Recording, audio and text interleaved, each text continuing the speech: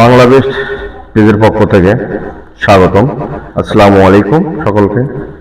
দেশ এবং বিদেশের সকল বন্ধুদেরকে জানাই হাজারো শ্রদ্ধা। আমাদের একটি কথা আছে যে ভালো খেললে আমার, ভালো না খেললে অন্য কারো। বাংলাদেশ ভালো খেললেই আমার, বাংলাদেশ খারাপ খেললে আমার না। আসলে কথাটি বাস্তব না। কারণ বাংলাদেশ ভালো খেললেও আমরা পাশে আছি, খারাপ খেললেও পাশে আছি। তার মানে এই না যে আমরা খারাপ খেলবো, খারাপ কিছু আশা করবো না। আমরা ভালো খেলে ভালো মানের ক্রিকেট নিয়ে আসব। বিশেষ করে আমরা একটি কথা বলতে চাই, নাসুম আহমেদ কিছুদিন আগে তাকে নিয়ে মিডিয়ায় অনেক মন্তব্য হয়েছে তার বাবাকে নিয়ে। জানি না এটা কতখানি বাস্তব বা অবাস্তব, সেটা মিডিয়া কাভারেজ যারা করেছে তারাই ভালো জানে। অবশ্য এদিকে আমরা জানতে পেরেছি যে আমাদের তাওহিদ হৃদয়, তার মা অসুস্থ, তিনি ক্যান্সার রোগে ভুগছেন।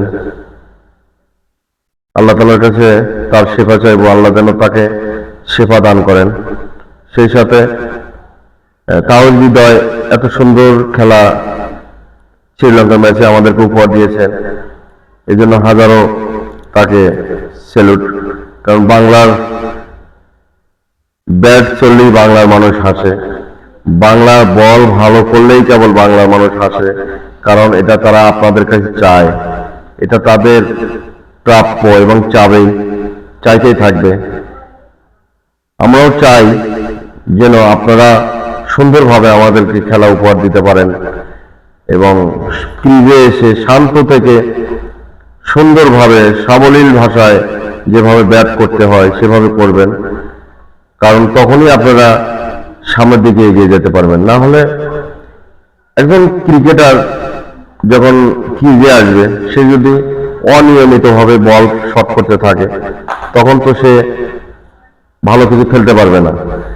একজন ব্যাটসম্যান শান্ত থেকে সিঙ্গেল রান বের করে যে বলগুলো মারার দরকার সেগুলো মারবে, যেগুলো ছেড়ে দেওয়ার দরকার ছাড়বে, যেগুলো সিঙ্গেল রান দেবে।